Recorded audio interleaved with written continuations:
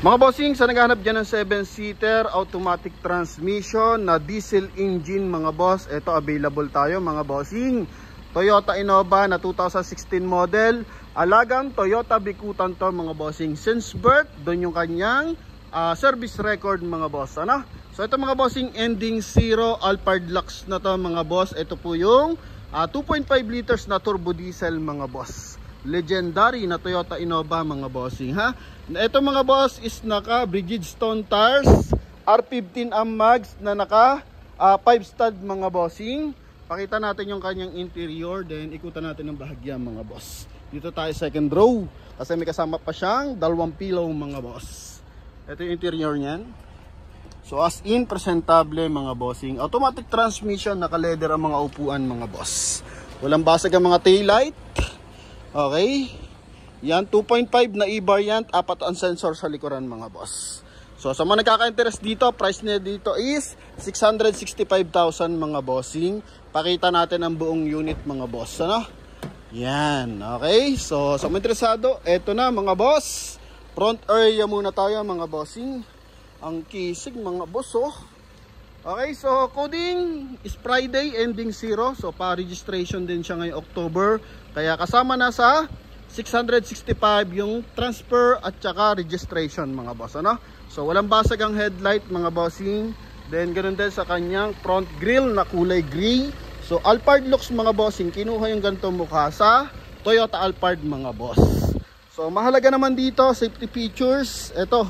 Yung mga sensor na yan, 4 yan mga bossing para maiwasan yung collision mga boss. Para mag-guide yung driver if ever na malapit ng tumama or kung may mga sumisingit-singit man, nade-detect mga boss ng ating driver. Then pagdating sa side, ito naman mga bossing, R15, then 85% red light, naka 5 stud mga bossing. Series 2023 yung ating tires mga boss.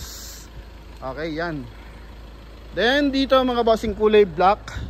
Scratch free to mga bossing. So para mas pumorma, lagyan nyo lang yun ng garnish mga boss. Same time, samahan nyo ng magandang top load mga boss. Ito naman is meron na siyang rain gutter. Ang ganda ng rain gutter niya mga boss oh. Flat. Okay, so pasok tayo sa interior. So dito naman mga boss, mileage nito is 97,642 mga bossing. So saka sa record, huling record niya mga bossing 94,885 mga boss sa Toyota Bikutan Paranaque.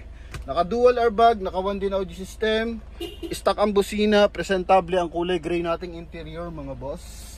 Ito papakulayan lang natin ng mga bahagya sa mga tropa pits mga boss. Ito lang yung mga discoloration niya no. So napaka minimal, kulay gray yung ating ceiling, naka dual AC tayo. Ito yung ating sun visor with mirror.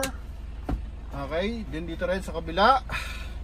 Yan, so dito naman may blind spot assist mga boss. Malaking bagay yan, nasisilip natin yung mga sumisingit-singit sa gilid mga bossing, no?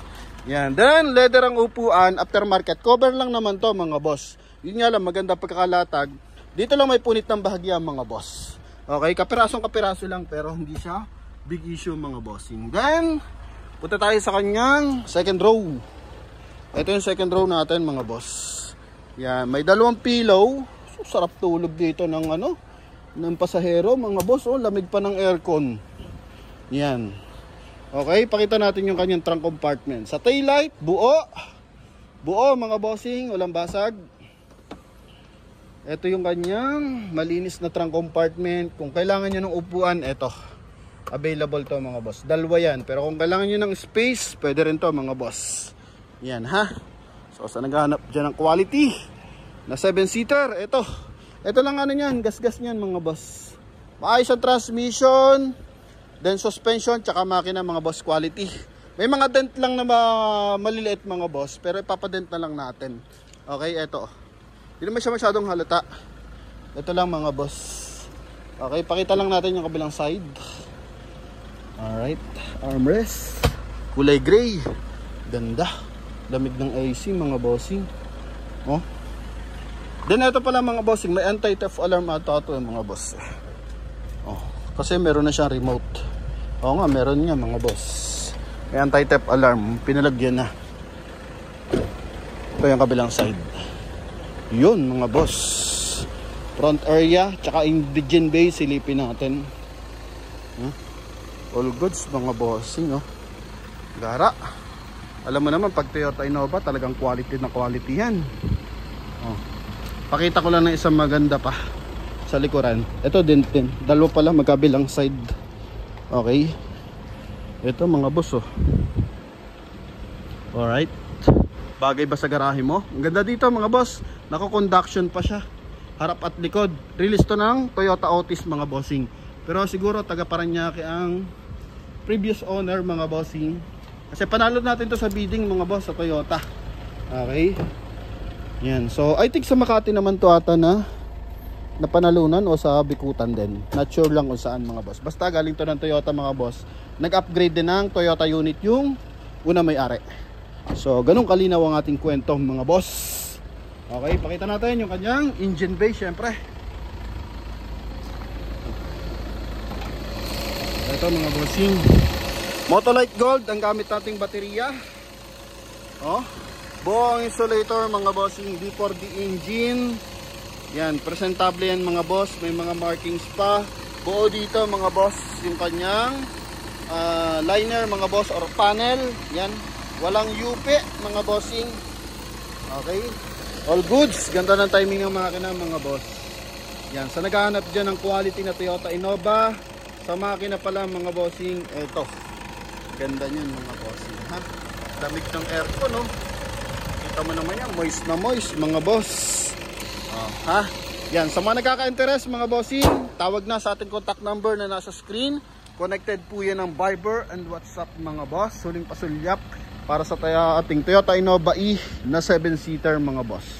Okay, try nating ibaba yung ating third row mga bossing para at least makita natin kung may mga punit yung upuan. Yan. Eto mga bossing, buo ang hydraulic. Di pa siya naglulus mga boss. Dito lang mga konting gas-gas mga bossing. Eto, simple lang ibaba yan, kaya na isang kamay mga boss. Tapos eto mga bossing, may sariling paa yan. Eto, yun yun, eto, paa niya yan mga boss. Okay, baba natin. So kung long drive, malayo ang biyahe, eto mga boss. Okay. Then sa pag-angat, yun lang, di natin maangat mga boss. Ayun pala, angat pala. Yun mga bossing. Aircon ventilation, abot hanggang third row mga boss. Yun quality ang leather pa neto. Yung sa driver side lang, medyo may punit ng bahagya mga boss. Pero sa ceiling, sa mga upuan, cover ng leather. As in, goods na goods tong ating Toyota Innova na to. Yan alagaan mo lang sa service mga boss.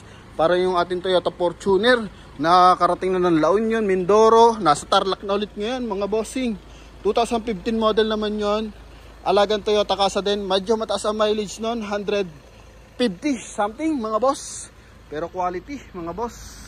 Okay, basta naalaga na maayos ang sasakyan, lagi may Casa record mga bossing. O kahit di naman Casa record, basta na may maintenance na maayos, all good yan mga bossing. Then, lagi tayong kasama ang transfer of ownership mga bossing para maiwasan natin tulad na napapanood natin sa balita, yung mga talon kasa. So, para magapan agad natin kung may mga problema sa papers. So, ilan mga boss sa mga nagkaka-interest dito. So, tawag na sa ating contact number na nasa screen. Connected dyan ng Viber and WhatsApp.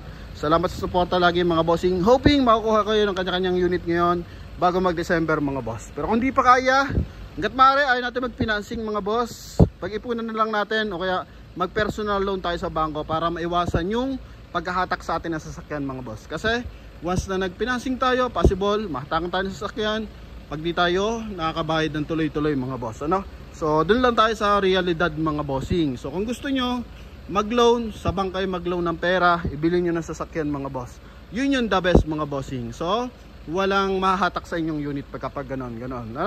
So pwede kayo mag-personal loan. Depende sa inyo yan mga bossing. Or anong tawag doon kapag empleyado ka mga boss, yun pwede kang mag-loan ng ganun mga bossing. Company loan ba yung tawag doon? So yan mga bossing. Okay, so hoping nakatulong and magkakaroon kayo na interest sa ating Toyota Innova E na 2016 model Alphard Lux mga boss. Thank you very much. Bye bye, God bless.